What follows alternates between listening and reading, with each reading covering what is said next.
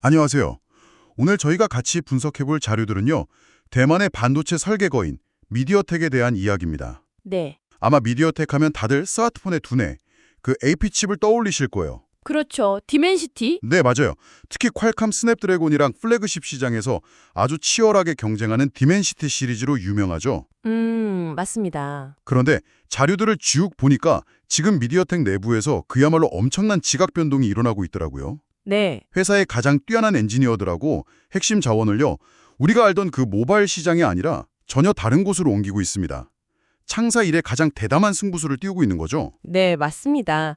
오늘 분석 핵심은 바로 그 대담한 승부수가 대체 무엇인지 그걸 파헤쳐 보는 겁니다. 아, 미디어텍이 왜 모바일 챔피언이라는 아주 편안하고 익숙한 왕좌에서 스스로 내려와서 데이터 센터와 클라우드라는 AI 인프라 전쟁터로 회사의 운명을 걸고 뛰어들고 있는지 그 이유와 전략을 하나하나 뜯어보려고 합니다. 그렇군요. 보내주신 자료들을 보면 모바일 사업의 의도적인 축소부터 구글과의 어떤 은밀한 동맹, 그리고 월스트리트의 폭발적인 반응까지 이 거대한 도박의 모든 과정이 담겨 있습니다. 자, 그럼 가장 근본적인 질문부터 시작해보죠. 사실 몇 년 전만 해도 미디어텍이 디멘시티 칩으로 퀄컴 턱밑까지 추격하면서 정말 잘 나갔잖아요. 네, 기세가 엄청났죠. 그런데 왜 갑자기 잘 나가던 모바일 시장에서 힘을 빼라는 걸까요? 굳이 지금 이 안정적인 상황을 바꿀 필요가 있었을까요? 아주 좋은 질문입니다. 그 이유는 크게 두 가지로 요약할 수 있는데요. 바로 시장의 구조적 분기화고 감당할 수 없는 비용, 이 두 가지입니다. 시장의 분기와 비용이요? 네, 반도체 시장이 완전히 두 개로 쪼개지고 있거든요. 하나는 스마트폰 AP처럼 연간 성장률이 한 자릿수에 머무는 이미 성숙기에 접어든 시장이고요. 반면에 다른 하나는 생성형 AI 열풍을 타고 연평균 50% 이상 폭발적으로 성장하는 클라우드 AI 주문형 반도체, 즉 ASI식 시장이죠. 와, 50% 성장하고 한 자릿수 성장이면 이건 뭐 고민의 영역이 아니라 생존의 문제겠네요. 그렇죠. 스마트폰 시장이 아무리 규모가 커도 저런 엄청난 성장률 앞에서는 그냥 평범한 시장으로 보일 수밖에 없겠어요. 바로 그겁니다. 경영진 입장에서는 사실상 선택지가 없는 거죠. 여기에 TSMC의 2나노 공정 비용이라는 아주 현실적인 압박이 더해집니다. 아, 그 비용 문제. 네, 자료에 따르면 2나노 공정의 웨이퍼 한 장당 비용이 무려 3만 달러, 우리 돈으로 약 4천만 원까지 치솟을 걸로 예상돼요. 4천만 원이요? 웨이퍼 한 장에? 네, 스마트폰 한 대 팔아서 남는 마진을 생각하면 제조사들 입장에서는 거의 재앙에 가까운 비용 상승인 거죠. 아, 그래서 요즘 플래그십 스마트폰 가격이 계속 오르면서도 제조사들이 더 이상 올리기는 힘들어하는 거군요. 칩 원가는 폭등하는데 판매가는 한계에 부딪힌 그야말로 진퇴양난의 상황이네요. 맞습니다. 반면에 데이터 센터용 AI ASI식 시장은 2028년까지 500억 달러, 그러니까 약 65조 원 규모로 커질 전망이거든요. 미디어텍의 한정된 R&D 자원을 어디에 쏟아부어야 할지는 너무나 명확해진 상황인 거죠. 결국 한정된 자원을 재배치하는 거니까 필연적으로 어딘가에서는 힘을 빼야 한다는 말이군요. 네. 그런 조짐이 보이나요? 네, 차세대 칩인 디멘시티 9600에서 그 전략적 후퇴가 아주 뚜렷하게 나타납니다. 아하. 경쟁사인 퀄컴은 차기작 스냅드래곤 8 엘리트 6 세대를 일만형하고 고성능 프로 버전 두 가지로 내놓으면서 애플하고 정면 대결을 준비하고 있거든요. 특히 그 프로 버전에는 TSMC의 최신 2나노 공정은 물론이고 차세대 LPDDR6 메모리까지 투입해서 그야말로 극한의 성능을 뽑아내겠다는 계획입니다. 정말 공격적이네요. 모든 걸 다 쏟아붓는 느낌인데요. 그럼 미디어텍은 여기에 맞불을 놓지 않는 건가요? 바로 거기서 전략적 차이가 드러나는 거죠. 미디어텍은 디멘시티 9600을 단일 모델로만 출시하고요. 퀄컴의 그 괴물 같은 프로 모델이 아니라 일반 모델하고 경쟁하는 쪽으로 방향을 잡을 가능성이 매우 높습니다. 아, 최고 성능이라는 왕관을 놓고 벌이는 출혈 경쟁에서 의도적으로 한 발 물러서는 겁니다. 이게 단순히 우리가 기술이 부족해요가 아니라는 거군요. 그렇죠. ROI, 그러니까 투자 수익률을 따져보니까 퀄컴이랑 피 터지게 싸우는 것보다 한 발짝 물러서는 게 훨씬 남는 장사다. 이렇게 판단한 거네요. 아주 냉정한 선택인 셈이죠. 정확합니다. 특히 LPDDR6 메모리 지원 여부가 그 상징적인 장면인데요. LPDDR6요? 네. 온디바이스 AI, 그러니까 스마트폰 자체에서 AI를 돌리려면 메모리 대역폭이 정말 중요하거든요. 데이터가 오가는 고속도로가 넓어야 하는데 LPDDR6가 바로 그 8차선 고속도로 같은 역할을 합니다. 하지만 이게 가격이 비싸고 이걸 지원하려면 AP 설계 자체를 바꿔야 해서 비용이 또 들죠. 아, 그러니까 퀄컴은 최고의 AI 성능을 원하는 프리미엄 고객이라면 이 정도 비용은 감수할 것이라고 보고 과감하게 8차선 고속도로를 까는 거고, 네, 그렇죠. 미디어텍은 우리 주고객인 중국 제조사들은 아직 그 정도 비용을 부담스러워한다고 보고 기존 도로를 유지하는 쪽을 택한 거군요. 맞습니다. 기술적 리더십의 일부를 포기하는 대신에 수익성과 비용 효율이라는 실리를 챙긴 명백한 신호라고 볼 수 있습니다. 자, 그럼 이렇게 모바일에서 아낀 실탄을 쏟아붓는 곳, 바로 AI ASIC 시장 이야기로 넘어가 보죠. 자료를 보면 구글의 차세대 TPU, 즉 텐서 처리 장치의 개발 파트너로 선정된 게 그야말로 결정적인 한 방이었더라고요. 네, 미디어텍의 역사를 통틀어서 가장 중요한 전환점이라고 해도 과언이 아닙니다. 그런데 여기서 정말 흥미로운 지점은 미디어텍이 기존의 파트너였던 브로드컴을 완전히 밀어내고 그 자리를 차지한 게 아니라는 점이에요. 그런가요? 네, 구글은 아주 정교하게 설계된 하이브리드 개발 모델을 구축했습니다. 공급망을 다변화하면서 서로 경쟁시켜서 비용을 낮추고 또 기술 유출 위험도 관리하려는 거죠. 하이브리드 모델이요. 그 역할 분담이 어떻게 이루어지는 건가요? 자료에 나온 내용을 보면 역할이 아주 명확하게 나뉩니다. 첫째, 구글이 직접 최상위 아키텍처 설계나 핵심 연산 유닛 같은 두뇌 역할을 합니다. 아, 핵심은 직접 챙기는군요. 네, 자신들의 서비스에 최적화된 핵심 기술은 절대 외부에 맡기지 않겠다는 의지죠. 둘째, 기존 강장인 브로드컴은 여전히 AI 모델을 학습시키는 고성능 훈련용 칩과 핵심 로직 설계를 담당하면서 높은 마진을 챙겨가고요. 잠시만요. 그럼 좀 이상한데요. 구글이 핵심 기술은 직접 하고 돈 되는 고성능 칩은 브로드컴이 계속 맡는다면 미디어텍은 그냥 브로드컴을 견제하기 위한 저가용 부품 공급사 역할만 하는 건 아닌가요? 이게 그렇게 대단한 기회라고 볼 수 있을까요? 바로 그 지점이 많은 사람들이 오해하는 부분입니다. 여기서 훈련과 추론의 차이를 이해해야 하는데요. 훈련과 추론이요? 네, AI 모델을 똑똑하게 만드는 훈련 과정은 정말 어렵고 비싸지만 한번 잘 만들어 놓으면 그걸 계속 써먹잖아요. 그렇죠. 그렇게 똑똑해진 AI가 실제로 사용자 질문에 답하고 이미지를 만들어내는, 즉 배운 걸 써먹는 과정이 바로 추론입니다.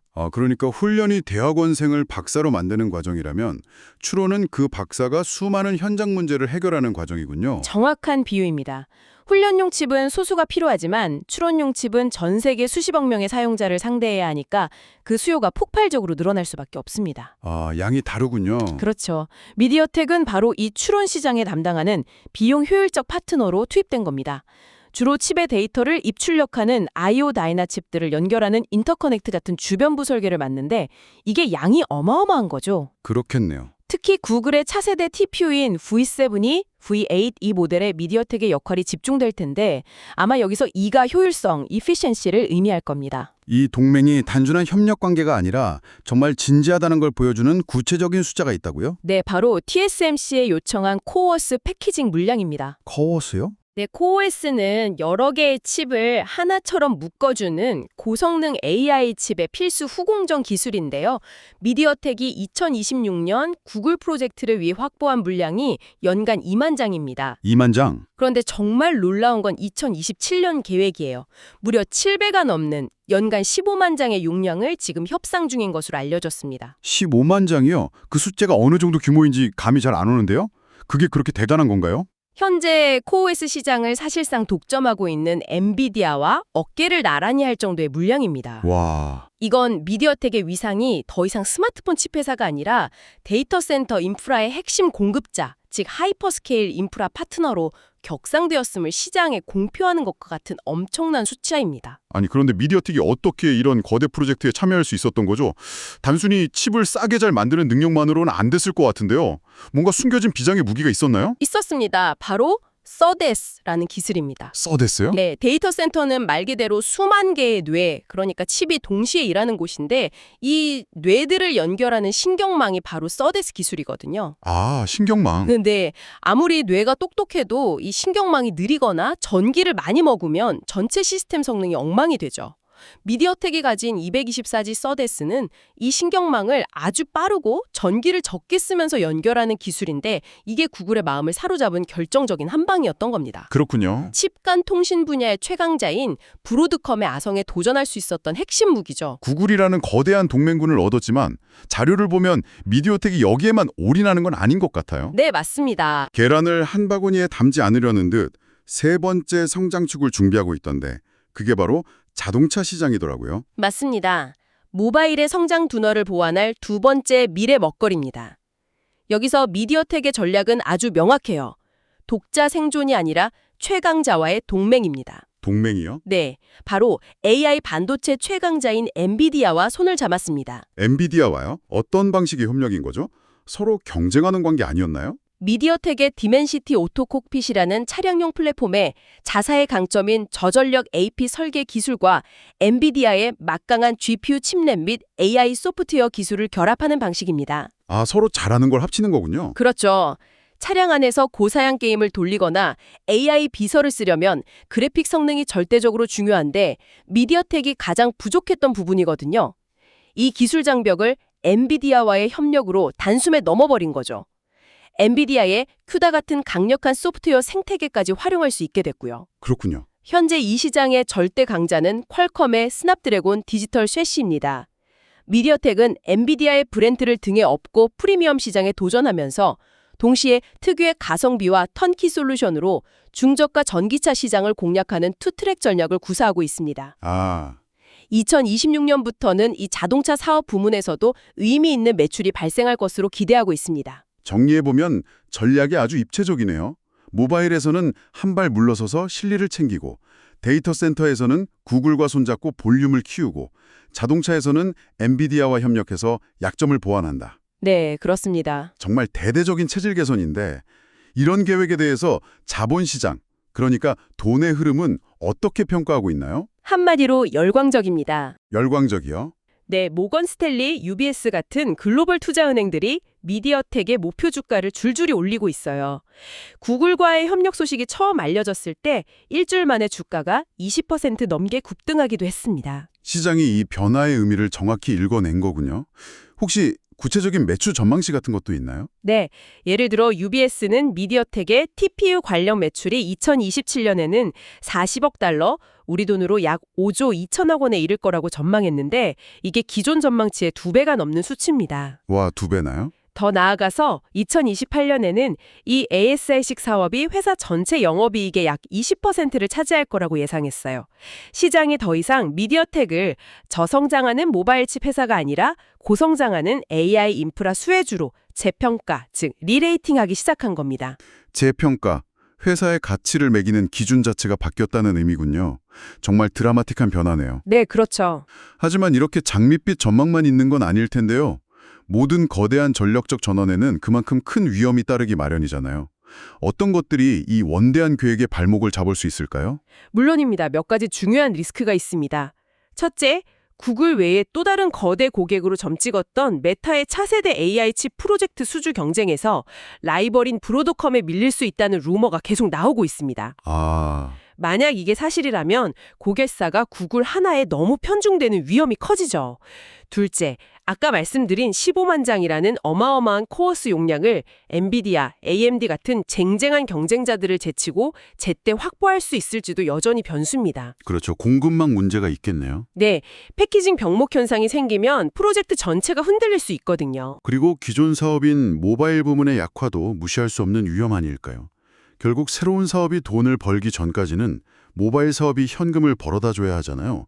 너무 과감하게 힘을 빼다가 본진이 무너지는 상황이 올 수도 있지 않을까요? 그게 이 전략의 가장 큰 딜레마이자 가장 큰 도박입니다. 아, 캐시카우인 모바일 시장 점유율이 너무 급격하게 무너지면 AI ASIC 사업이 본궤도에 오르기도 전에 회사 전체의 현금 흐름이 악화될 수 있습니다.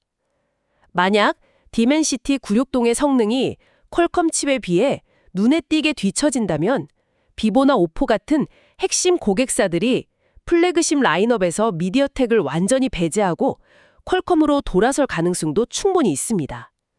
그 균형을 얼마나 잘 맞추느냐가 관건이죠. 오늘 분석을 종합해보면 미디어텍의 이번 전략 전환은 단순히 더 많은 돈을 벌기 위한 선택이라기보다는 생존을 위한 필연적인 진화처럼 느껴집니다. 네. 모바일 시장은 포화되고 칩 개발 비용은 천문학적으로 치솟는 선망에서 기존의 성공 방식만 고집했다가는 결국 도태될 수밖에 없다는 그런 위기감이 느껴지네요. 맞습니다. 미디어텍은 디멘시티라는 확실한 현재의 이익을 일부 희생하는 대가로 그 자원을 AI ASIC이라는 거대한 미래 시장에 베팅하는 그야말로 회사의 명운을 건 도박을 시작했습니다. 자료들을 종합해 볼 때 2026년이 이 전략의 성패를 가늠할 결정적인 분수령이 될 겁니다. 2026년이요? 네, 구글과의 TPU 프로젝트가 성공적으로 양산에 들어가고 동시에 모바일 시장에서 급격한 붕괴 없이 현상 유지만 해준다면 미디어텍은 스마트폰을 넘어 데이터 센터를 움직이는 새로운 반도체 거인으로 다시 태어날 것입니다. 이제 미디어텍의 기업 가치는 스마트폰의 성능 벤치마크 점수가 아니라 확보한 코어 OS 물량과 데이터 센터 매출액으로 평가받는 시대가 오고 있습니다.